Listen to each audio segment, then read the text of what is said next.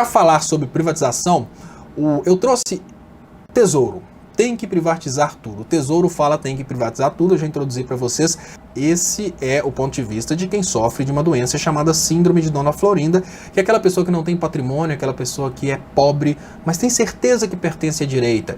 Nesse momento eu pergunto para Dona Florinda e para o Kiko, para o Tesouro, quando for privatizar, você vai ter condição de comprar para você? É mais ou menos assim, você é uma pessoa que está comprando a empresa que vai ser privatizada ou você é uma pessoa que vai estar perdendo? Porque quando a gente pensa no patrimônio público, o patrimônio público é meu, é seu, é do Tesouro, mas o Tesouro é a favor da privatização. Se o Tesouro é a favor da privatização, a gente conclui que o Tesouro é uma pessoa que está comprando. Não, ele não é, ele é o pobre de direita e é exatamente isso que é o conceito de Síndrome de Dona Florinda. Vamos lá. Para abrir esse comentário, eu vou trazer comentários sérios agora, são pessoas que comentaram no canal Leonardo Estopa no YouTube, e eu trago esses comentários não para tirar dessas pessoas qualquer tipo de... não é para criticar essas pessoas são vítimas de um processo de alienação muito forte que está acontecendo no Brasil, um processo de alienação que trabalha no sentido de conduzir as pessoas para fora da realidade. O Osmar Valdir de David fala, privatizar tudo, fim das ONGs, fim dos parasitas sindicalistas. Sabe o que acontece se isso acontecer? De única vez nos livramos dos vermes. Sim, dos vermes. Osmar Valdir de David. Não é bem assim. O grande detalhe da privatização é que eles aproveitam o momento em que as coisas estão mais baratas para que eles possam iniciar o processo de privatização e para que eles possam comprar. Você acha que você está desenvolvendo uma privatização para tirar o Brasil da mão dos vermes, mas o que você está fazendo é entregar legalmente para os vermes. Porque esses políticos que participam desses processos de privatização, normalmente eles são acionistas, usam laranjas, mas são acionistas dessas empresas. A Petrobras, por exemplo, no momento em que a gente está vivendo uma crise, ela pode ser vendida aí por 5% do valor, e o dono vai ser exatamente o verme. Ou seja, hoje os vermes precisam ser verminosos para ter acesso ao lucro dessas empresas. Se a gente privatizar, a gente vai estar entregando de forma legal essas empresas para os vermes. Para você ter uma ideia, a gente tem um pré-candidato à presidência da República que quer investir do bolso dele 70 milhões de reais, é o Meirelles. O Meirelles quer investir 70 milhões de reais na campanha dele para presidente. Se o Meirelles nascesse hoje e fosse presidente até morrer com 100 anos, era perigoso com o salário ele não juntar esse dinheiro. Eu não fiz as contas, mas só para dar uma ideia para você de como as coisas são absurdas, o que você não está percebendo é que quem está privatizando são os vermes e quem vai comprar são os vermes. Então, agora que eu já falei sobre os vermes, eu queria conversar com vocês sobre um argumento que é fortíssimo entre os jovens. Um argumento que inclusive fica na cabeça de adultos a respeito da privatização. Eu queria ler esse argumento aqui e queria que vocês se identificassem com esse argumento. O preço de linha telefônica na época que era estatal era igual de um carro. Verdade? Hoje dão linha de graça. Privatização não é bom, não. Olha a ideia desse mongoloide. A empresa estatal só serve para político roubar. Gente, esse argumento de que a privatização fez as empresas de telecomunicação evoluírem é um argumento que funciona. Funciona porque é um argumento de uma grande coincidência do desenvolvimento da microeletrônica com a privatização. O que eu quero dizer para vocês é que muitas pessoas no Brasil não estão agindo de má fé quando elas falam isso. Uma grande coincidência levou pessoas a pensarem realmente dessa forma. É exatamente porque esse Felipe DFV acredita que as privatizações causaram o aumento da tecnologia das telecomunicações que ele entra rasgando, confiando nas privatizações. Isso é muito sério. Por quê? Não adianta a gente esculachar um Felipe DFV falando que ele está errado, que privatizar não é bom. Ele acredita nisso, porque realmente a gente tem uma grande coincidência ligada ao evento da privatização. Eu vou mostrar para vocês agora os detalhes do que os detalhes que o Felipe DFV nunca vai ver no site do MBL, os detalhes que as pessoas que acreditam que realmente a privatização foi responsável pelo aumento das linhas telefônicas e o barateamento da oferta de linhas telefônicas, eles nem têm noção do que eles estão falando. O Felipe DFV fala sobre o preço das linhas telefônicas terem caído por causa das privatizações. E realmente o preço das linhas telefônicas caiu muito. Para falar sobre o preço das linhas telefônicas, eu queria começar mostrando para vocês o que era o serviço de telefonia há muito tempo atrás. Quando a gente conversa a respeito da privatização ter trazido melhores preços para linhas telefônicas, essas pessoas conseguem realmente convencer o alienado de que tem alguma coisa a ver a privatização com a redução do preço das linhas telefônicas, mas não é bem assim. E esse é o maior argumento, e é exatamente porque esse é o maior argumento que eu acho que esse é o argumento que as pessoas precisam entender. Isso é uma central telefônica da época em que linhas telefônicas custavam o preço de um carro. Você tinha que pagar não só um preço muito caro para a instalação do seu telefone, como você também tinha que pagar uma mensalidade muito grande. Agora vamos imaginar a realidade de antes, pessoal. Para a gente ter o serviço de telefonia, quem fazia a comutação dos telefones eram seres humanos. As pessoas ligavam para a central e falavam, eu queria falar com tal lugar. Uma pessoa pegava um fio e ligava aquele fio de um lado para o outro para conseguir fazer a comutação manual da ligação. Então veja bem, se nesse momento em que as pessoas faziam esse trabalho manual, as linhas telefônicas tivessem sido privatizadas, por mais que a gente possa admitir uma possibilidade de concorrência no setor, como que eles iam fazer para pagar todo esse pessoal se as linhas telefônicas fossem assim tão baratas, né? Isso é a forma tecnológica da comutação telefônica antigamente. Uma pessoa, normalmente mulher, né, eram os empregos leves, então eles normalmente passavam para as mulheres. Essas pessoas desligavam um plug de um lugar e passavam esse plug para o outro. A mensalidade era muito cara, o salário dessas pessoas era mantido. Por isso, a linha telefônica era cara, e eu mostro para vocês em especial por causa de quê? Isso é um poste telefônico próximo de uma central. Ele está muito embaçado, mas quem morou perto de central lembra muito bem que as linhas telefônicas saíam de uma central, normalmente num ponto estratégico da cidade, e eram esticadas por quilômetros e mais quilômetros até chegar na casa de uma pessoa. Quando você comprava uma linha telefônica nos anos 80, você não estava contratando a menina que desconecta um cabo de um lado e liga do outro. Não era bem assim. Nos anos 80 talvez. Nos anos 90 você não estava contratando a menina que fazia a interconexão da linha telefônica de um lado para o outro. O que você estava contratando, na verdade, que pagava o preço de um carro, era um fio que seria esticado da central telefônica até a sua casa e uma parte na central comutadora. Eu vou falar da central comutadora, mas eu vou só dar uma passada rápida aqui para agradecer de coração a Cleide Velani. Cleide Velani, muito obrigado pelo superchat que é a sobrevivência do canal. Muito obrigado mesmo.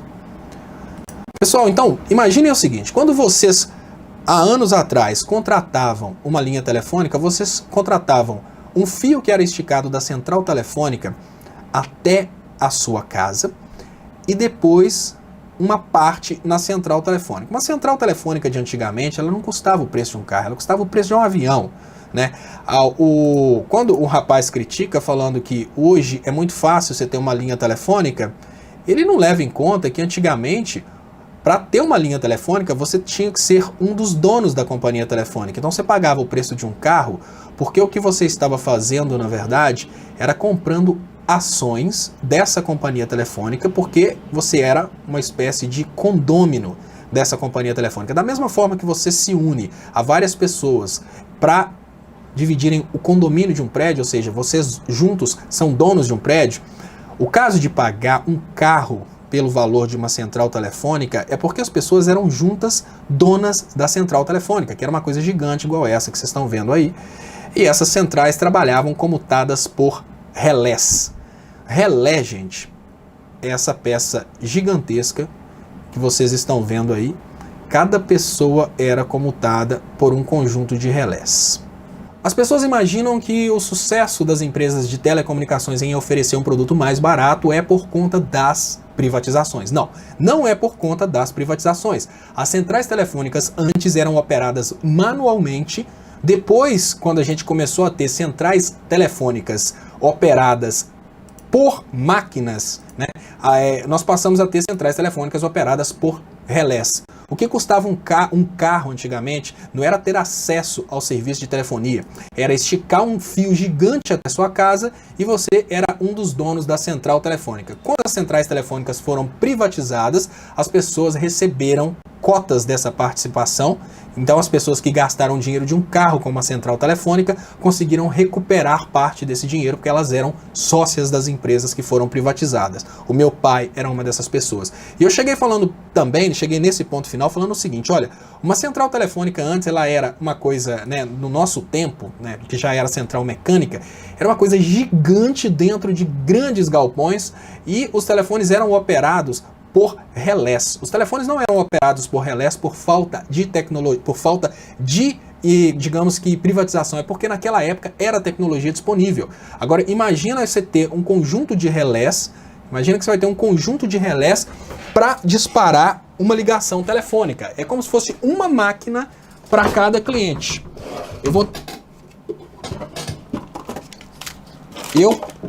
Como eu estou falando especificamente da minha área, eu vou deixar aqui para mostrar para vocês os elementos em vida e não apenas uma representação de fotos deles. Então agradeço aqui mais uma vez Ricardo Mariano Salles pelo superchat. E agora eu vou falar para vocês sobre o que é uma central hoje.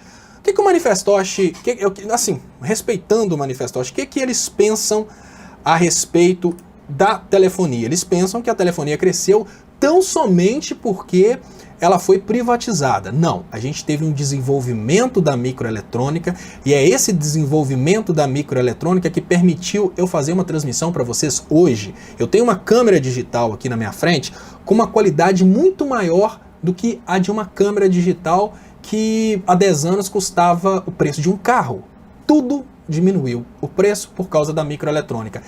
Se eu fosse comprar uma câmera com a qualidade dessa câmera que eu tenho hoje, talvez há 20 anos atrás, seria o preço de um avião, que era uma câmera de cinema de Hollywood. Então tudo diminuiu o preço por causa do avanço da microeletrônica. Hoje, gente, o que acontece? Essa central que vocês estão vendo aí, era uma central que atendia milionários. Vamos pensar que era uma central, pelo que eu estou vendo o tamanho, vamos imaginar que cada quadrinho daquele ali atende 50 pessoas, talvez uma central aí para 500 linhas telefônicas. Um monte de gente trabalhando para atender 500 linhas telefônicas, vamos chutar isso, e essas pessoas aí pagavam provavelmente o preço de uns 5 carros para ter um telefone dentro de casa, e mais, uma mensalidade muito grande, eles tinham que pagar esse pessoal. Nós evoluímos para centrais que eram comutadas por relés. Essas eram as centrais que você tinha que pagar o preço de um carro para fazer parte dela. Você tinha parte nessa central. Quem tinha linha telefônica nessa época realmente era gente rica. Agora eu queria convidar vocês para vocês conhecerem quem é da área do Linux, quem mexe com telefonia, como eu trabalhei com telefonia, conhece o Asterisk. Eu vou falar com vocês, olha, nós saímos de uma realidade em que você tinha que comprar parte numa central telefônica. Uma central telefônica não era o preço de um carro, era o preço de um avião. Uma central telefônica, antes, ela só poderia ser acessada por quem tinha condição de pagar a instalação de um fio que saía, por exemplo, da sua casa. A minha casa na central telefônica de Ponte Nova devia ser aí 6 quilômetros, ou seja, quando meu pai adquiriu uma linha telefônica, além dele ter parte da central, ele adquiriu um fio de 6 quilômetros saindo do centro da cidade até minha casa. Hoje, com a realidade da microeletrônica e com a utilização de um software livre, gente, com a utilização de um computador e um programa gratuito, que é esse Asterisk, você monta com 10 mil reais uma central para atender 50 mil pessoas. Vocês entenderam o que eu estou falando? Olha, uma central telefônica antes para atender uma cidade pequena e talvez atender, sei lá, 500 pessoas, ela custava o preço de um avião. Não é um preço de um carro. Cada um dava um preço de um carro para ter parte nessa central e ter instalação até em casa. Hoje, com a tecnologia que a gente tem hoje, você monta um computador desse computadorzinho comum, PC, instala o Linux, instala esse Asterisk, você consegue atender 50 mil pessoas. Isso é a diferença que existe para antes e para agora. E é essa diferença, esse avanço da microeletrônica, que permite você usar um LED branco em casa, que permite você ter uma televisão de LCD, que me permite falar com vocês em alta velocidade pela internet. Eu chego aí em Full HD na sua casa se você ligar na sua televisão, que me permite ter uma câmera de alta qualidade sem investir um valor de um carro. É esse avanço tecnológico que permitiu as empresas de telefonia não mais cobrarem por linhas telefônicas. Antes, você tinha que ter uma central numa cidade pequena, e quando a cidade era muito grande, você tinha uma central por bairro. Hoje, nós temos uma central por rua. Uma central que antes ocupava uma sala inteira de um prédio comercial, era uma coisa gigantesca, eu vou trazer de volta para vocês verem. Uma central que antes era isso, ela foi substituída por isso. Agora eu te pergunto sinceramente, qual que é a relação entre a evolução tecnológica e a privatização? Qual que é a relação entre um trabalho de evolução tecnológica que foi em todo o mundo e a privatização da telefonia no Brasil? Porque o avanço da telefonia foi no mundo inteiro no mesmo tempo. Uma central, eu falo mais uma vez aqui, uma central desse tamanho, que ocupava um galpão de um prédio comercial, foi reduzida a isso. Qual que é o resultado, gente? De uma central desse tamanho aí, saem 500 linhas telefônicas para atender todo um bairro. Uma central desse tamanho aí, né, industrial, bonitinha do jeito que eu falei com vocês do exemplo do equipamento lá do Asterisk, né, que a gente monta em casa. Uma central dessa aí, profissional, hermética, para colocar em cima do poste, custa aí 20 mil reais. Ou seja, o preço que a gente comprava antes uma linha telefônica, hoje a gente compra uma central para um bairro inteiro. Essa é a diferença. E sobre o fio de 5 km que antes era necessário, não. Hoje a gente tem uma central dessa por rua. O que significa que eles utilizam não só a tecnologia de puxar um fio pequeno porque a central está na rua, como eles utilizam uma tecnologia também da multiplexação, que é mais ou menos assim. Antes você tinha que esticar um fio para cada cliente. 5 km por meu pai, por exemplo, para a linha lá de casa, que custou um preço de um carro. Hoje, a conversa é um pouco diferente. Se você tiver a 5 km dessa central e você tiver que atender 100 clientes, você não precisa puxar 100 fios. Você usa um equipamento digital de multiplexação que ele vai simplesmente transferir 100 linhas dessa central para uma subcentral que vai ficar a 5, 6, 10 quilômetros de distância. Isso é para vocês terem uma ideia de como que é fácil manipular as pessoas através da não informação verdadeira. Eles trazem esse argumento, pessoal, de que o que fez a tecnologia chegar onde ela chegou foi a privatização. Através desse argumento da tecnologia ter chegado onde chegou através da privatização, eles conseguem convencer os nossos jovens a acreditarem na privatização. Isso parece que é uma coisa simples, porque quando eu estou falando com vocês esse monte de bobeira técnica, vocês pensam, não, mas isso é muito lógico, isso faz sentido. Não, o problema é que isso faz sentido para nós, mas é esse o argumento do MBL que consegue pegar o pobre de direita. Infelizmente, esse é o argumento. Quando eu estava falando com vocês a respeito do crescimento da microeletrônica, estava falando, olha gente, a microeletrônica cresceu, por isso nós conseguimos desenvolver essas centrais. Imaginem o seguinte, nós saímos de uma realidade em que em 1970, um dispositivo semicondutor processador, né, que o 8088, que era usado nas centrais de 1970, ele tinha 1000 transistores. Hoje, a realidade é um pouco diferente.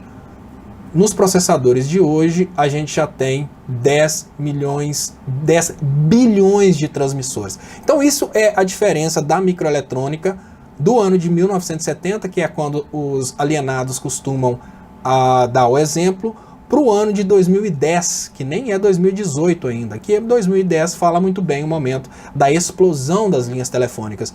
Um processador antes em 1970 tinha 1000 transistores, hoje ele tem 10 bilhões de transistores.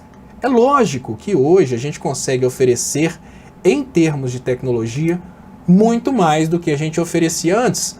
Eu queria mostrar para vocês, isso é uma sala de comutação de relés. O que essa sala tem a ver? No momento em que a microeletrônica foi evoluindo, gente, a microeletrônica, ela não apenas otimizou e melhorou a realidade da telefonia, né? Porque o alienado, ele acha que, alienado no sentido de uma pessoa que foi enganada, tá? O alienado, ele tem uma noção de que a telefonia foi a única parte que foi, digamos que, beneficiada pela privatização. Ele acha que a telefonia cresceu por causa da privatização.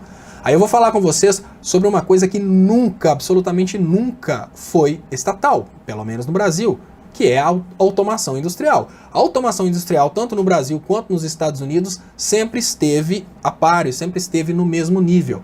A automação industrial nos Estados Unidos, há uns anos atrás, utilizava relés. Isso aí é um conjunto de relés. Todo esse conjunto de relés comprava, com certeza, uma sala de comutação desse tamanho, comprava uma frota de carros. Uma sala de comutação deste tamanho para promover a comutação de relés, chama lógica de relés. Para promover essa lógica de relés nessa época, ela custava centenas de milhares de dólares.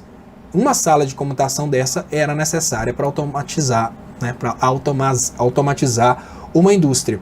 E eu pergunto para vocês, por que eles utilizavam em empresas privadas uma sala de comutação de relés no mesmo momento em que as nossas centrais telefônicas eram antigas? Porque a tecnologia que existia era aquela. Hoje, a tecnologia mudou um pouco. Hoje a gente tem os controladores lógicos programáveis. Eu trouxe para vocês essa foto do Click, que é um controlador lógico programável que eu conheço o preço porque eu tenho um. Esse controlador lógico programável aqui substitui toda essa, ele sozinho, que custa menos de 100 dólares, substitui toda essa sala de relés que custava centenas de milhares de dólares. Eu pergunto, se era privado, por que eles não investiram no desenvolvimento? Claro que investiram, gente. Só que o desenvolvimento chegou agora. Hoje a gente tem controladores lógicos programáveis e um controlador lógico programável desse, que substitui centenas de milhares de dólares em investimentos, ele substitui muitos relés. Esse é um relé contator, que é o que eu tenho na mão, mas para vocês terem uma ideia de como que a tecnologia cresceu no que diz respeito à microeletrônica, e mesmo em áreas que eram 100% privadas, antigamente a tecnologia era defasada e por isso as coisas eram muito caras. Bom, agora que eu falei com vocês, vamos trazer mais o que falam os nossos colegas que seguem o MBL. O Felipe DFV contestou o casal palmeirense. O preço de uma linha telefônica era o preço de um carro zero nos anos 90. Quer mais caro que isso? Hoje pode ser ruim, porém é 1 milhão de vezes melhor do que era na época estatal. Então vamos admitir, né, que quando a gente pega a década de 90 e contrasta com hoje, que é exatamente o que o nosso colega fala, a tecnologia evoluiu realmente mais de 1 milhão de vezes do que era antes. O número de transistores dentro dos processadores é uma forma muito interessante de a gente comparar a capacidade de termos linhas telefônicas hoje e antes. Um processador que em 1970 custava o mesmo preço que um processador i9 hoje, ele tinha 1000 transistores, ele conseguia fazer talvez 1 trilionésimo do que um processador faz hoje. É claro que hoje é muito mais fácil a gente ter acesso à tecnologia, a linhas telefônicas, a câmeras digitais, isso porque cresceu a tecnologia. Mas vamos trazer mais o que falam nossos amigos a respeito das privatizações. O Felipe J fala com o Adelino JF de Faria. E por que não evoluiu naquela época? Justamente porque era estatal. O celular, quando chegou no Brasil, já existia no mundo há décadas. Para que uma empresa que não tem concorrência vai evoluir? Nesse ponto eu concordo com ele. O monopólio não é interessante. Uma empresa que não tem concorrência não vai evoluir. Mas o ponto que eu não concordo é por que não evoluiu naquela época? Por que nós não temos a cura da AIDS hoje? Por que hoje nós não temos equipamentos do tipo tênis que faz voar igual no Iron Man? Porque a tecnologia ela vai avançando aos poucos. Se a gente voltar alguns anos atrás, não precisa ser muitos anos atrás, se a gente voltar algumas décadas atrás, a gente não tinha sequer internet. Isso é natural. Por que não evoluiu naquela época? A resposta é simples, porque estava em processo de evolução. Quando nós olharmos para 2018, daqui uns 5 anos, nós vamos pensar, nossa, aquela época era tão atrasada, isso é natural. O desenvolvimento é isso mesmo. Se você tentar utilizar hoje um computador que você usava 10 anos atrás, você não vai aguentar, porque eles não vão abrir os mesmos programas, e você vai perguntar, nossa, será que essa empresa, a Intel, que fazia esse processador, será que ela era estatal? Porque o computador de 10 anos atrás não abre os programas de hoje. Será que se você pegar um iPhone antigo, por exemplo, um iPhone 4, tem um parado ali, será que você vai pensar que a Apple era estatal porque hoje ele é muito mais lento que o de antigamente? Bom, esse é um ponto muito importante para que os alienados entendam que não é bem assim. Mas eu gostaria que vocês compartilhassem, porque agora eu quero falar sobre os Correios. Os Correios, eu trabalhei na campanha do Aécio Neves. E a ordem dentro da campanha do Aécio Neves era atacar os Correios. Eu não sei porquê, mas o Aécio tem uma tara para destruir os Correios. Eu lembro que durante os debates, eu até acreditava mesmo que os Correios davam prejuízo. Todo mundo fala que dava prejuízo.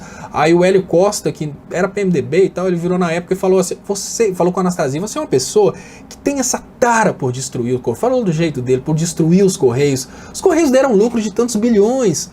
Será que o cara realmente busca os dados na hora que ele fala que Correio só dá prejuízo? Mas enfim,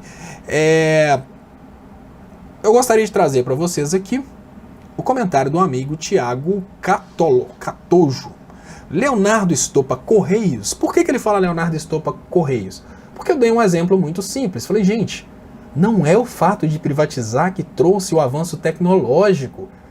O avanço tecnológico, obviamente, veio do avanço da microeletrônica.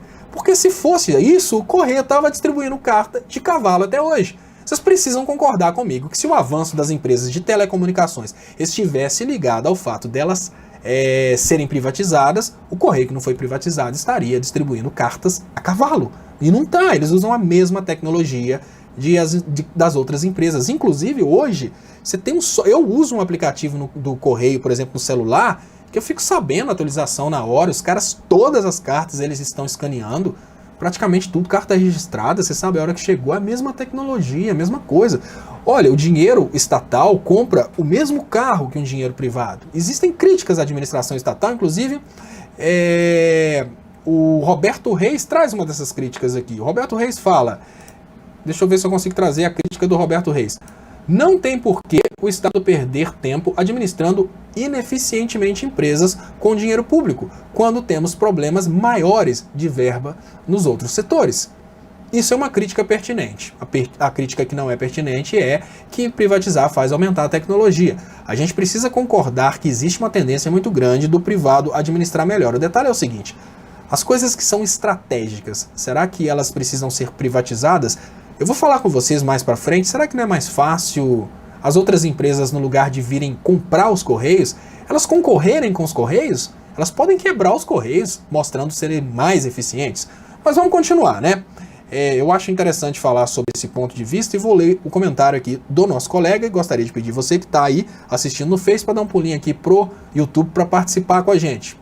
Agora saímos das telecomunicações e entramos na ideia dos Correios. Leonardo Estopa, Correios? Os equipamentos podem ser iguais, mas o preço e a qualidade do serviço nunca serão iguais. Ou vai me dizer que 5 dias na transportadora são iguais a 15 nos Correios? Bom, o Tiago Catojo falou isso, eu não sei se ele teve uma experiência pessoal nesse sentido, porque eu tive. Não sei se o Tiago teve uma experiência pessoal, ou se o Tiago tira isso aí da conversa do MBL. Né? Porque às vezes o cara nunca na vida contratou uma transportadora, mas ele tem a certeza que as transportadoras são melhores. Então vamos lá para a minha experiência pessoal. Gente, eu parei de comprar no Mercado Livre porque eu tomei um tombo no Mercado Livre. Até hoje o Mercado Livre engalobou um pagamento que eu fiz para comprar uma placa de vídeo e o Mercado Livre fica empurrando com a barriga. Já tem 3 meses, eles não devolveram dinheiro, eles cancelaram a compra e não devolveram. Então eu descobri que existe o Kabum. No Kabum tudo é ninja, tudo que é bom é ninja lá dentro do Kabum. É bom é ninja. Ah, isso ninja, transporte ninja, isso ninja, aquilo ninja. Eu fiz no Kabum uma compra, e a primeira compra que eu fiz no Kabum, eu fiz uma compra e tinha as opções entrega e entrega ninja. Quando você olha entrega ninja, você fala, é muito bom. A entrega ninja era mais cara que a entrega convencional. Então eu escolhi a entrega convencional porque eu não tinha muita pressa. Essa foi a primeira compra que eu fiz no Kabum. Agora eu estou falando de Correios, eu esqueci de colocar essa claquetinha para abrir que eu estou falando de Correios, né? Bom, eu vou ler para vocês como que aconteceu, vou ter que chegar pertinho aqui para conseguir ler, como que aconteceu a primeira compra que eu fiz no Kabum utilizando Correios. Lógico que eu já tinha comprado no Mercado Livre utilizando Correios, mas eu faço muita questão de comparar do Kabum, porque no Kabum eu usei também a entrega ninja. No dia 17/5, o objeto foi postado nos Correios em Vitória. Eu estou em São Paulo, pessoal. O objeto foi postado em Vitória. Quando foi o dia 19/5, o objeto chegou na minha casa. Objeto entregue ao destinatário. Demorou 2 dias para esse objeto sair de Vitória e chegar em São Paulo na minha casa. Só que você não pode considerar 2 dias porque o objeto já foi postado na metade, né, para lá da metade do primeiro dia. Gente, o treco chegou aqui com 1 dia, né? 5 dias no correio igual 15 dias na transportadora. 5 dias na transportadora, 15 dias no correio. Esse é o ponto de vista do nosso colega. Eu vou trazer de volta aqui, né? Leonardo Estopa, Correios, os equipamentos podem ser iguais, mas o preço de qualidade do serviço nunca serão iguais. Eu coloquei para vocês aqui, essa primeira entrega minha demorou 2 dias.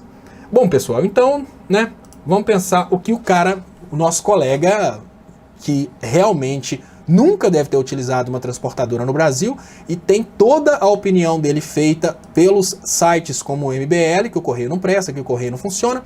Ele fala 5 dias na transportadora são iguais a 15 nos correios. Será que é assim? Bom, acontece que o Leonardo Estopa precisou comprar um outro produto, ele precisava desse produto com urgência, e agora que o Leonardo Estopa já era amigo do Kabum, ele pulou e pediu a entrega ninja. Olha, pessoal, eu vou falar com vocês uma verdade, tá? Parece brincadeira, mas não é não. Eu pedi esse produto pelo correio, esse produto demorou 2 dias para chegar na entrega convencional. Quando eu fiz o pedido para vir de Vitória, para chegar em São Paulo, pela Kabum, através da entrega ninja, vou ser bem sincero com vocês, eu peguei, já fiz o pedido, tomei um café e desci para a porta para esperar o treco chegar. Eu pensei, não, esse treco vai chegar com 20 minutos lá de Vitória, porque aí o negócio é mais caro, eu precisava com urgência. Aí me veio o produto pela entrega ninja. A entrega ninja é realizada pela UPS e tudo que eu falo a partir de agora, eu falo assumindo total responsabilidade e gostaria de pedir à UPS que me processasse se eu estiver falando qualquer mentira. Quem tiver contato da UPS, se puder mandar esse vídeo e esse horário para que a UPS me processe se eu estiver falando mentira, eu vou ficar muito feliz. Mas vamos lá, pessoal. A entrega ninja, né, que eu conto para vocês este episódio, começa no dia 27/4/2018, às 8 horas da manhã. Vamos pensar 9 horas da manhã para arredondar 8h58. Foi o momento em que a coleta foi solicitada. A gente pode comparar esse momento com aquelas 3 horas da tarde lá dos Correios. A entrega ninja foi coletada no dia 27. Vamos pensar aqui. Solicitou no dia 27 e ela foi realmente coletada no dia 27. Tá meio estranho aqui, né? Porque ela foi coletada antes, scan de origem. Mas vamos lá. Isso tudo aqui tá no site, tá, gente? Eu não escrevi absolutamente nada, eu só recortei. No dia 27, às 16h33, eu tava lá na porta esperando, mas a entrega ninja tava em trânsito, scan de partida. Ainda tava em Vitória. Eu liguei pra cima, pedi a Jennifer, minha esposa, Jennifer, desce aí com café com leite, que eu acho que eu vou ter que passar a noite aqui na rua esperando, porque essa entrega ninja não chegou assim tão rápido. Quando foi no dia 28/4/2018, eu só dei um pulinho em casa, tomei um banho e já desci, já feliz com óculos escuros para esperar a minha entrega ninja.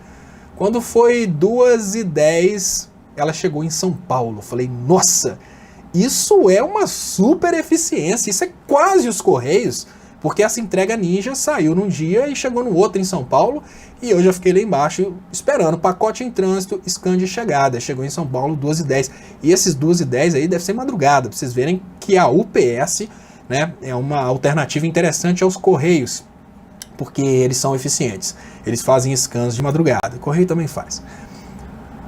Alguma coisa deu errado. Olha só, pessoal. No dia 28/4, eu tive que voltar para casa deprimido, e o próximo scan só foi no dia 1/5. 1/5, o pacote estava ainda em trânsito em São Paulo, isso 5 horas da tarde. Esse produto não tinha chegado, não.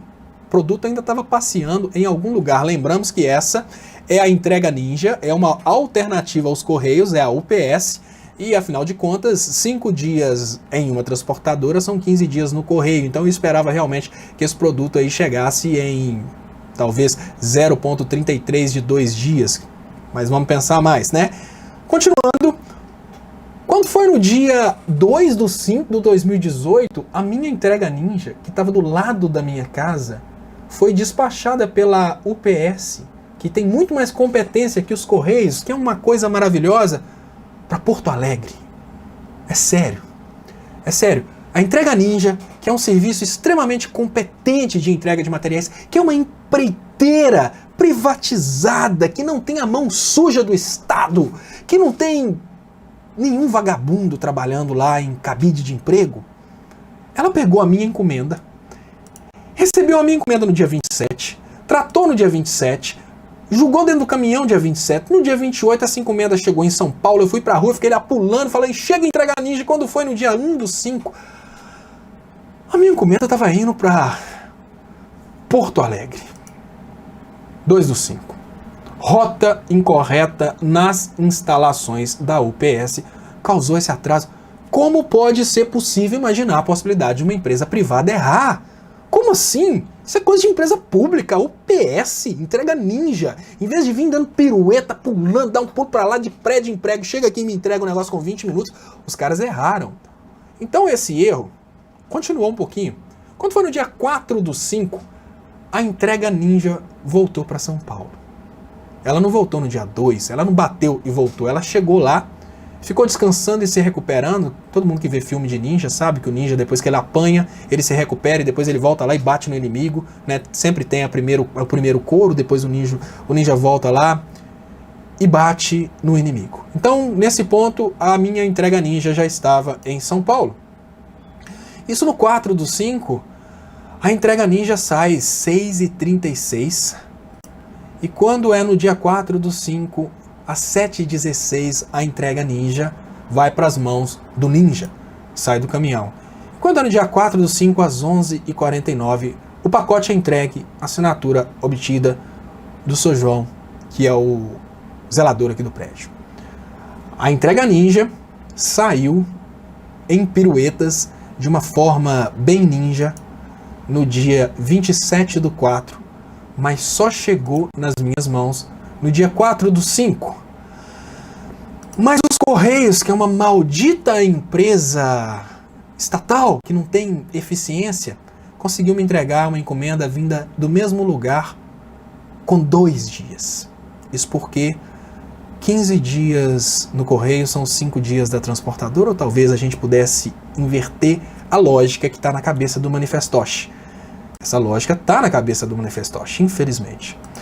Mas para evitar que o manifestoche pense que foi uma sorte, eu vou trazer para vocês outras 2 entregas dos Correios. Só que dessa vez eu não estou trazendo só a entrega do site do Kabum, eu estou trazendo o rastreamento.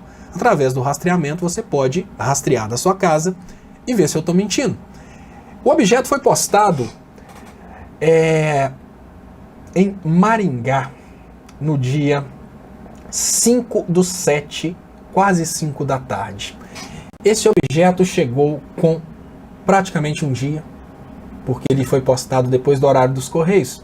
Esse objeto é a fonte de alimentação que na live de terça-feira eu falei com vocês que eu precisaria comprar porque meu computador estava travando por causa de uma fonte de alimentação. Eu comprei, ela chegou aqui de um dia para o outro, pelos Correios. Ah não, mas é Sedex. Sedex é caro. Então tá bom, vamos analisar agora A entrega mais humilde dos Correios, que é o PAC. Eu fiz um pedido de um PAC, isso aconteceu... Objeto encaminhado de Itaguaçu, Espírito Santo.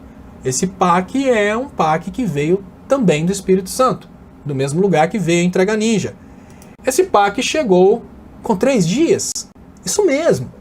A entrega convencional não ninja, a entrega Juninho dos Correios demorou 3 dias para chegar, enquanto a entrega ninja de uma empresa privatizada demorou mais de 1 semana para chegar. E ela foi contratada para ser rápido. Aí a gente pensa, o que leva um manifestoche a ser contra os Correios? O que leva um manifestoche a ter certeza que o serviço privado vai ser melhor que os Correios? Manipulação. Todos os lugares do mundo têm qualidades e problemas. Todas as empresas têm qualidades e problemas. Quem aí se lembra desse vídeo? Esse vídeo foi utilizado por agências de imbecilização ao redor de todo o Brasil para falar que os Correios tratam mal as encomendas. Eu já recebi muita coisa amassada pelos Correios, eu fiquei muito triste.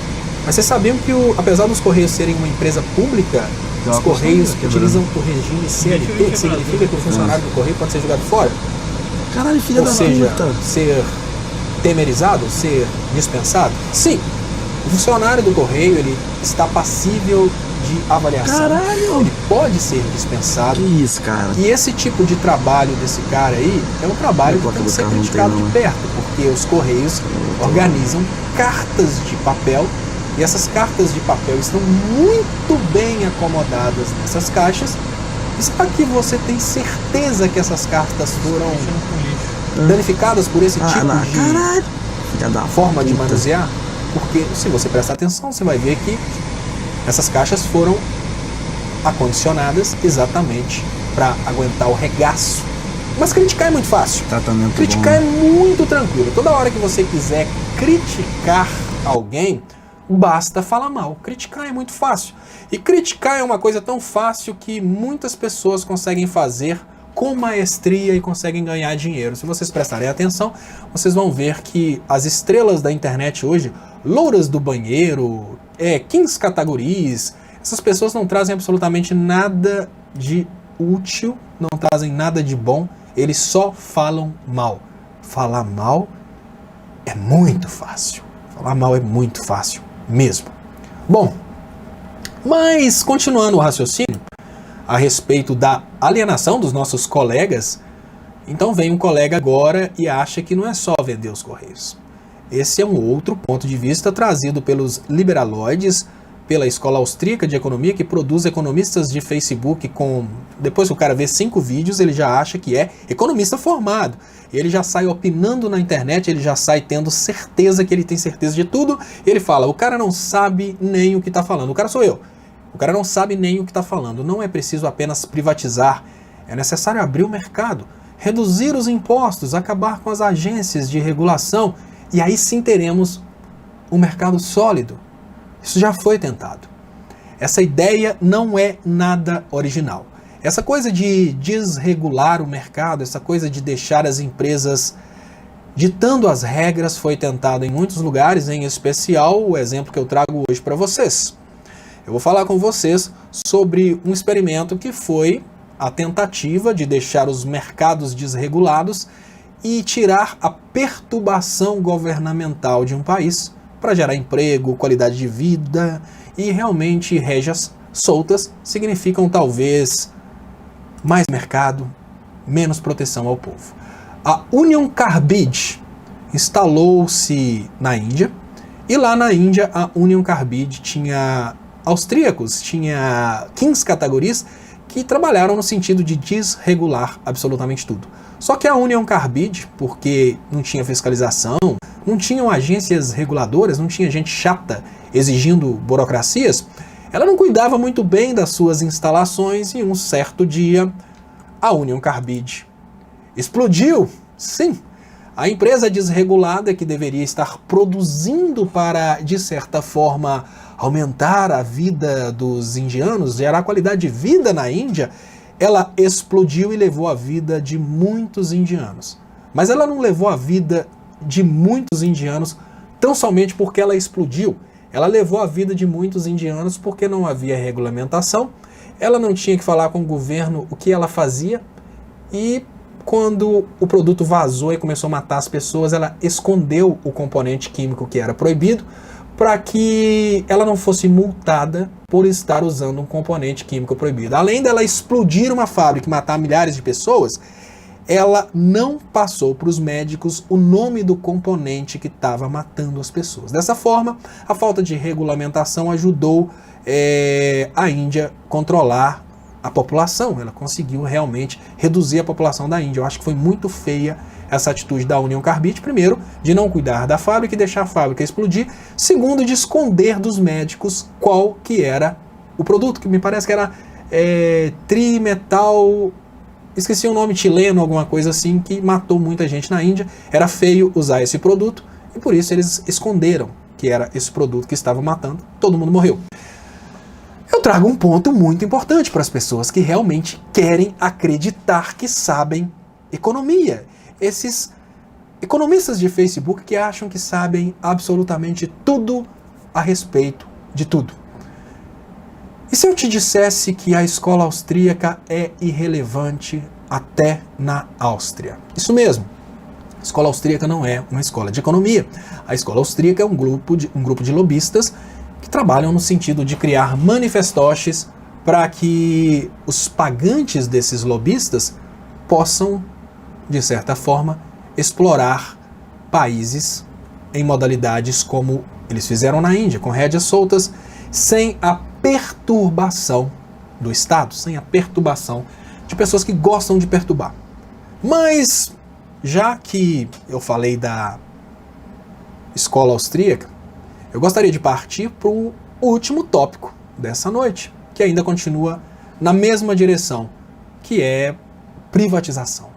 Porém, dessa vez eu quero falar sobre um outro ponto de vista das empresas públicas, que é esse ponto de vista que também foi trazido pelo nosso colega especialista de Facebook, economista de Facebook, formado provavelmente pelas videoaulas da escola austríaca, que é o Felipe DFV. Leonardo Estopa, Correios e Petrobras são empresas sem concorrência e dão prejuízo. Como você me explica isso?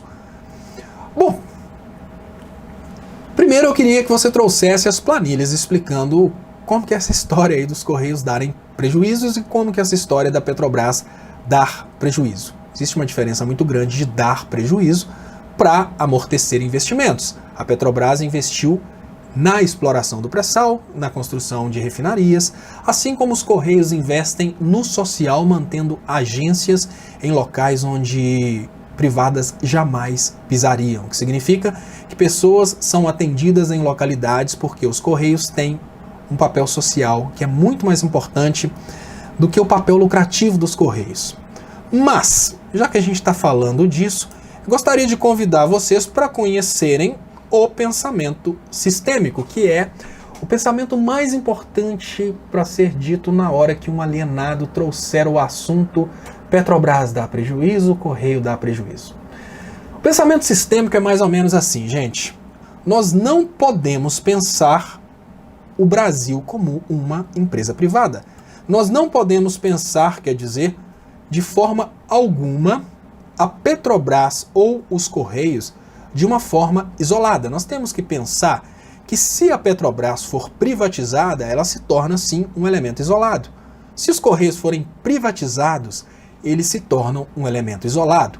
Mas no momento em que Correios e Petrobras estão inseridos num grande sistema, que é o Brasil, a finalidade deles não é ter lucro isoladamente, é adquirir um lucro global. Eu vou falar mais uma vez que eu sintetizei de uma forma confusa. A finalidade de Correios e Petrobras não é fechar o ano com lucro. A finalidade de Correios e Petrobras é participar do Brasil como um todo para que o Brasil tenha lucro. Por isso que eu coloquei todas essas estrelinhas ligadas que é o pensamento sistêmico. O pensamento sistêmico é caminhar num sentido a um objetivo. Uma forma muito simples da gente pensar o pensamento sistêmico é que todo o nosso organismo trabalha no sentido de fazer o corpo atingir os objetivos, o que significa que se você começar a correr demais, todo o seu organismo vai trabalhar no sentido de te manter firme correndo. Nessa hora, partes do organismo que até parecem sem significado na hora que você não está correndo, como as glândulas sudorípicas, não sei como é sudoríparas, elas vão começar a trabalhar exatamente para te fazer refrescar. Seu coração vai bater mais rápido, é todo um sistema. Quando a Petrobras trabalha no sentido sistêmico, a Petrobras não tem que dar lucro isoladamente. Ela tem que propiciar ao Brasil condições de ter lucro, que é uma coisa bem diferente de ter lucro isoladamente. No momento em que a Petrobras faz parte de um sistema, a Petrobras tem que criar condições para que o objetivo final seja alcançado. Por exemplo, se a Petrobras é isolada do Brasil, ela tem uma política de preços que beneficia tão somente o investidor. Se a Petrobras faz parte de um sistema, ela tem uma política de preços que leva o Brasil para um objetivo comum. Vocês querem saber qual que é a diferença? Na política de preços convencional do mercado, em que a Petrobras não é brasileira, a Petrobras faz parte de um mercado, a gente tem a Petrobras lucrando mais. Mentira! Vocês acham mesmo que durante uma greve dos caminhoneiros como essa, a Petrobras lucra? Não. Quando a gente não tem um pensamento sistêmico, o pensamento em que tudo converge para um fim, a gente vive essa realidade.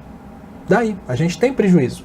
Sim, claro que a gente tem prejuízo. Uma greve dos caminhoneiros, como resultado do pensamento da Petrobras fora do sistema, a Petrobras como um órgão para dar lucro para os investidores, ela gera muito mais prejuízo para o Brasil do que o subsídio da Petrobras, que de vez em quando amortece o valor do diesel. No momento em que a Petrobras amortece o valor do diesel, ela entra num pensamento sistêmico. E eu volto para esse quadrinho lindo aqui. Por quê, gente?